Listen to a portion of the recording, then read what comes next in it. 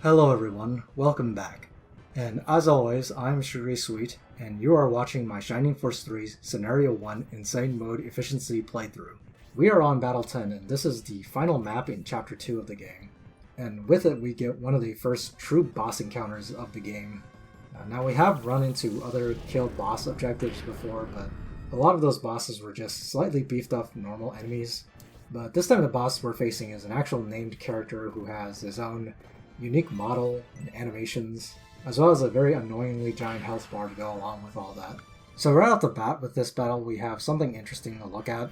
The more hawk-eyed viewers may have noticed that despite the fact that Mascarin is at the top of the agility list this time, the very first unit that took a turn on this map was actually the Dark Mage at the far side of the train. So starting on this map, we're going to run into the thing that I had mentioned during the introductory video, which is that the agility values are no longer going to be 100% reliable. Now, depending on the situation, I'm really not going to be too concerned about this.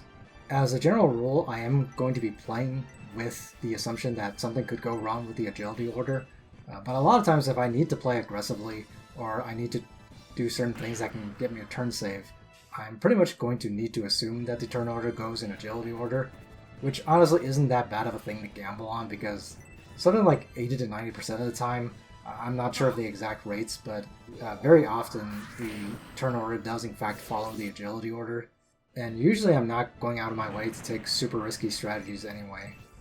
So that's just what I think makes the most sense within the confines of this run. Plus there's also the fact that later in the run I'm going to get more tools that allow me to manipulate my agility a little bit more. And when those things come into play, the agility variation starts to matter a lot less because you can get some pretty big agility buffs that make it so that you outspeed your opponents enough that it basically doesn't matter. So with all these things put together, even though the agility variation can be kind of a nuisance sometimes, it isn't that big of a deal. Again, as I mentioned in the introductory video, this variation is way more annoying in Shining Force 1 and 2. The variation in those games are just really crazy. I think it was something like your agility can range from something like 50 to 150% of the agility stat. Although I don't know if that's an outdated piece of information. But whatever the case, the variation in the first two Shining Force games is pretty crazy compared to this game. Now, coming back to this map, I did actually want Mascarin to go before the Dark Mage close to the party at the beginning of the map. Because as you saw, I did want to use Mascarin to bait the guy in on turn 1 so that I can pile onto him and kill him.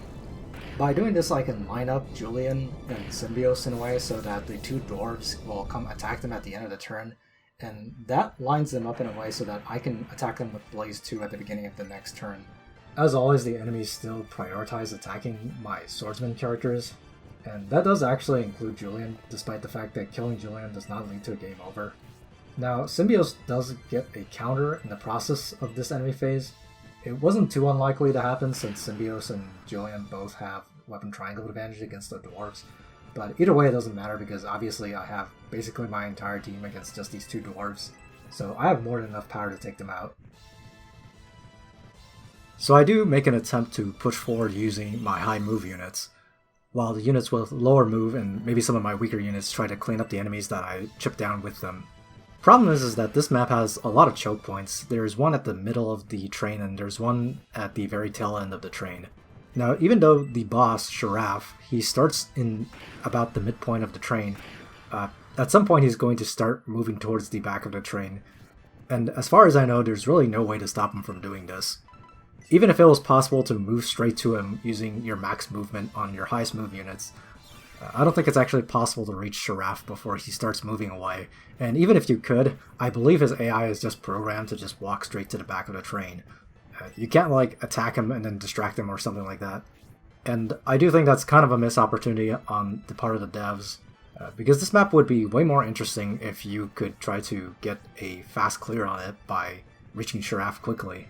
But because of the way it's designed, this map ends up being effectively a route map, despite the fact that the objective is just to kill Shiraf. So once Shiraf moves to the back, or I guess the front end of the train, he's basically going to form an enemy group there with himself, 2 assassins, and the Dark Mage. So this group of enemies basically just stands in place until you enter kind of that small box that is at the front of the train. What this means is that essentially you can only have one unit going in there to fight them, which really slows down the tail end of this map alongside the choke point in the middle. But I bring this up because it's important to decide beforehand on Insane Mode who it is you're going to be sending in there.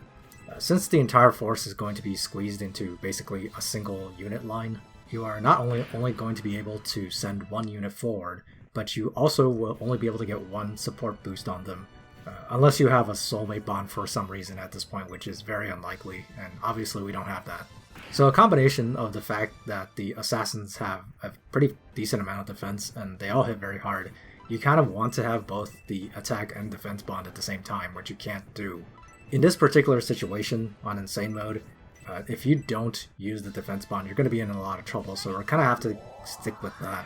As usual, I'm going to be taking out the Dark Mage first because the magic is always going to be a big threat. So what we want is a pair of units that can combine to get a KO on the Dark Mage, and who can then tank the two assassins and take them out fairly easily as well.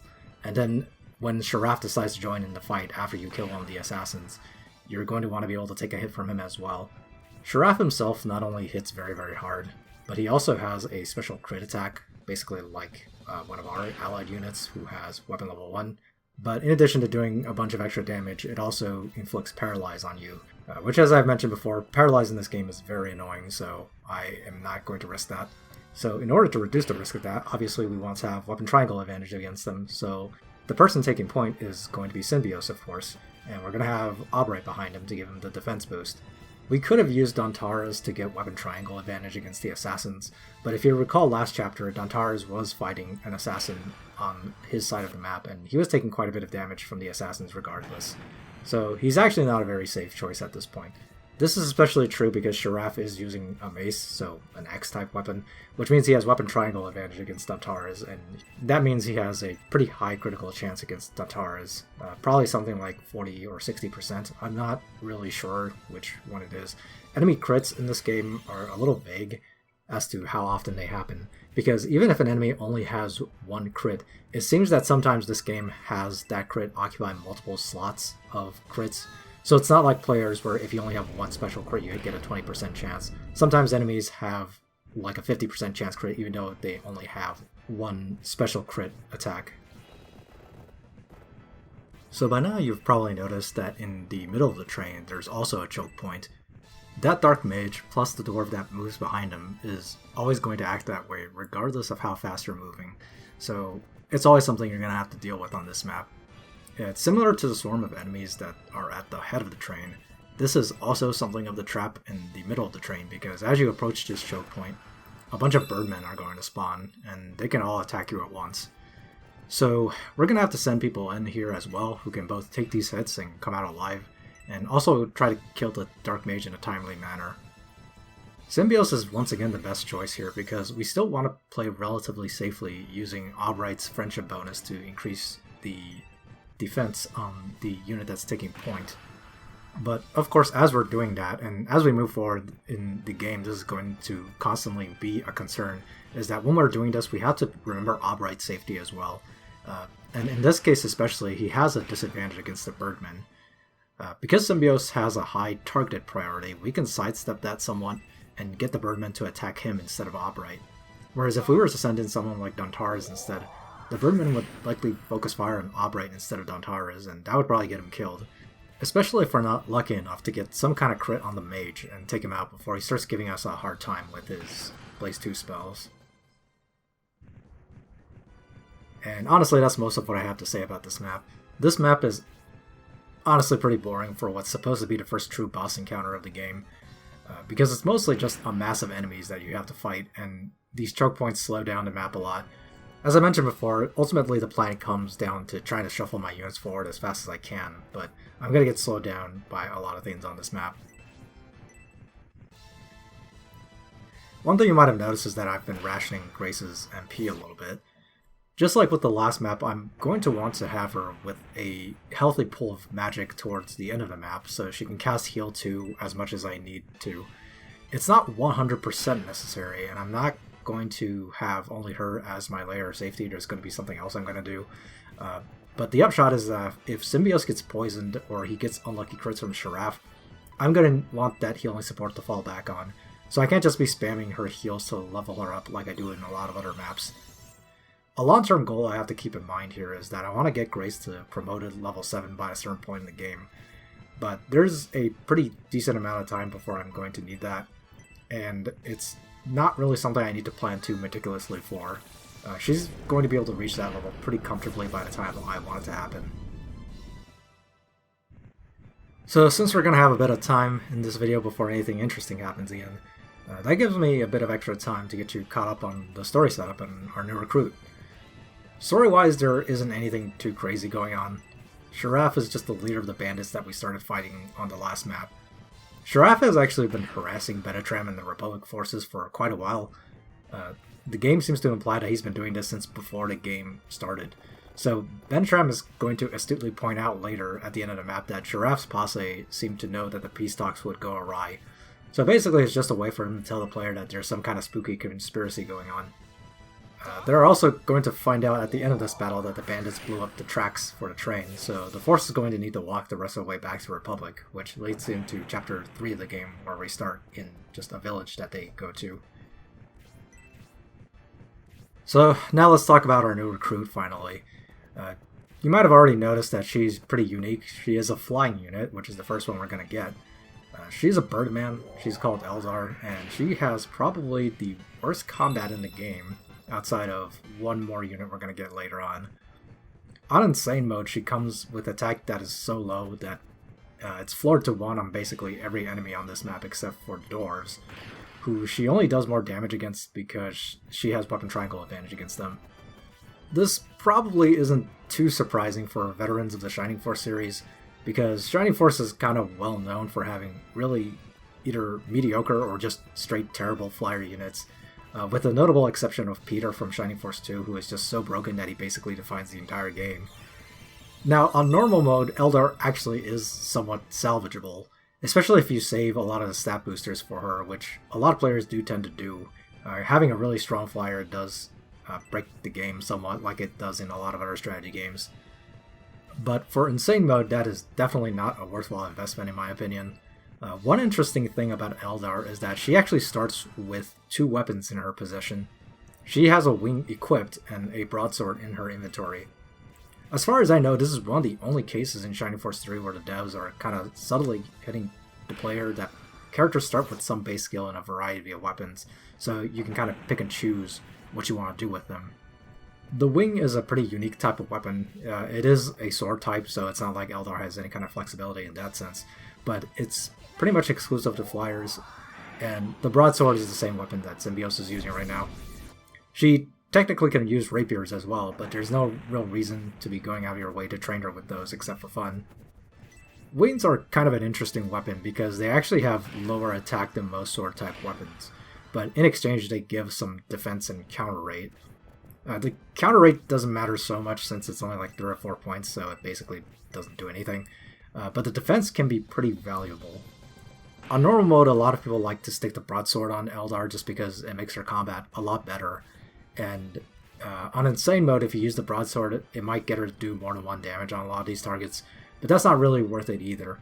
Because despite Eldar's terrible combat, you might have already guessed that she's still a really useful unit for flyer utility alone, which often involves not getting into combat at all, so why bother?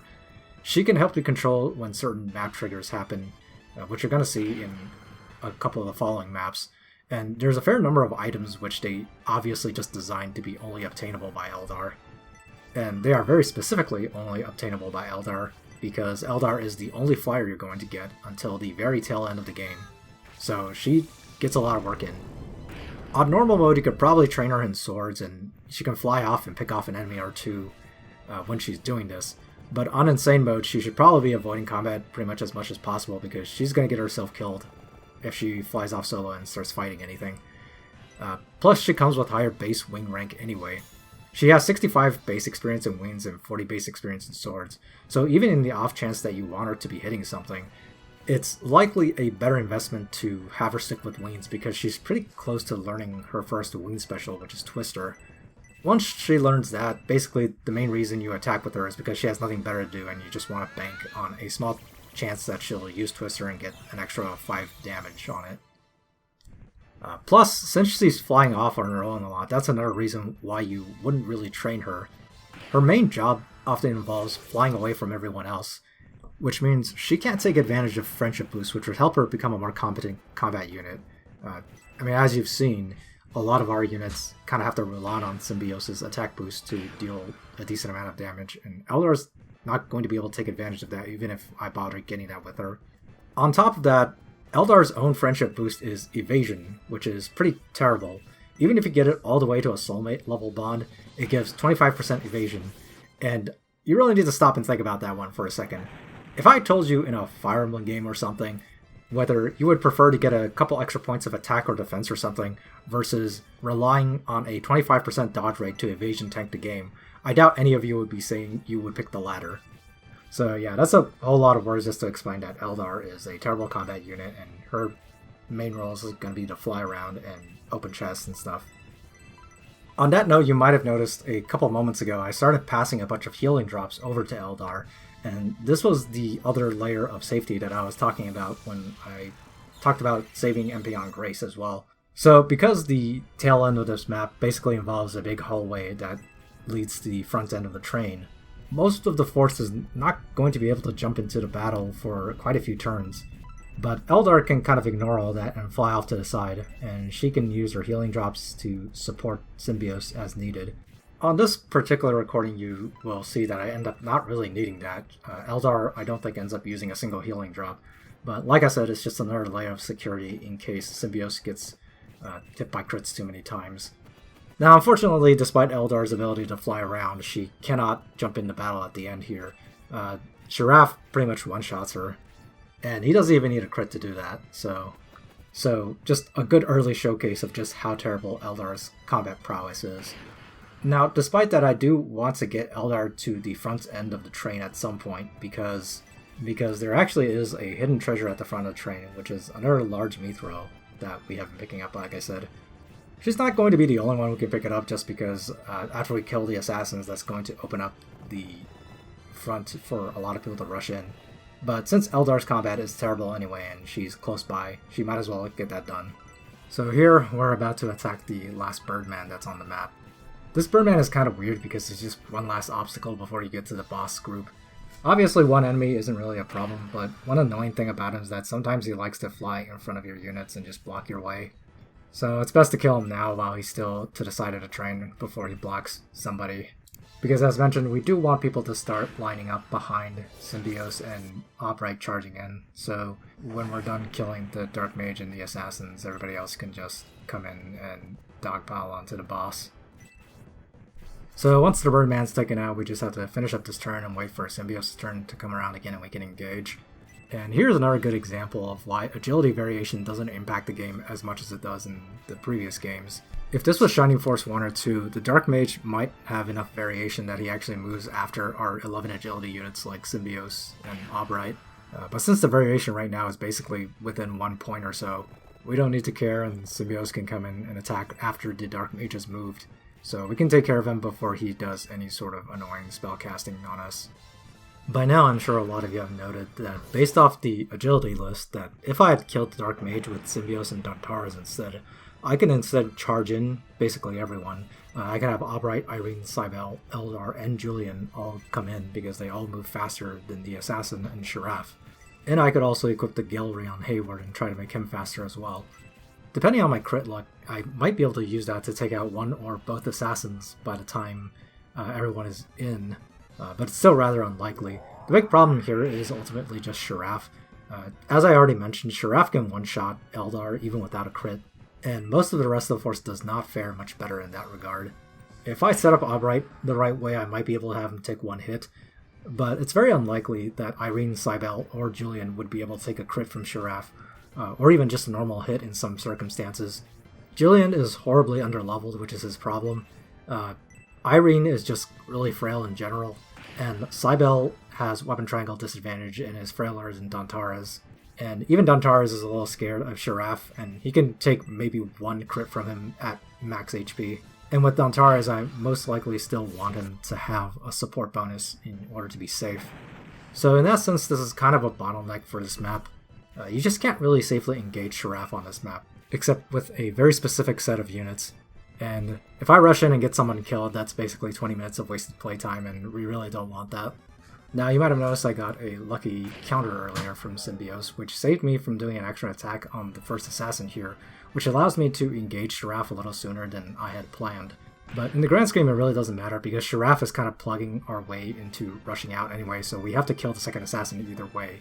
And by the final turn, you're going to see that I'm going to have Grace as an extra move by the end to take him out, in case he had some HP left over from bad critical luck or whatever. So the bottom line there is pretty much that that counter most likely did not save me any turns. Now you can see Synbios is poisoned now, and the poison is still very annoying because it does 30% of his life or whatever. But since he has 18 HP, and as you can see, both the assassins and Shiraf are only doing 1 point of damage to him, even if Shiraf got a couple crits in succession, which adds like 3 or 4 damage to his hits, Synbios isn't in too much trouble here. And as mentioned, I have both Grace 2 tiles away to cast Heal 2 as a safety net in case I get crit too many times, and I still have Eldar standing by with a bunch of healing drops in case it really gets dangerous for some reason. So once we take out the second assassin here, we are going to swarm in and start attacking Shiraf, and we want to take him out by the next turn. Even though he has a lot of HP, that really shouldn't be an issue. The important thing here is, like I mentioned, I have to make sure all the units I'm sending in are properly protected, and by that I mean they need to have Obright's support bonus. Synbios can take out the second assassin, and then Dantaris can charge in immediately. Obright moves right after him, so he can provide the defense bonus immediately, before Shiraf has a chance to act. As mentioned before, enemies do have a tendency to want to get kills if they can, and they often prioritize this over getting a shot in at your leader as well. So you can't just plug Synbios in and hope that the boss will always target him opposed to your squishy units. But with the support bonus from Obright, Shiraf is just going to fall back on typical AI behavior and attack Synbios. We're also going to be moving Eldar closer to the front of the train, so that she can comfortably grab the large Mithril on the next turn. One nice thing is that Shiraf is pretty slow. He only has 9 agility, as you can see, so almost the entirety of our force outspeeds him.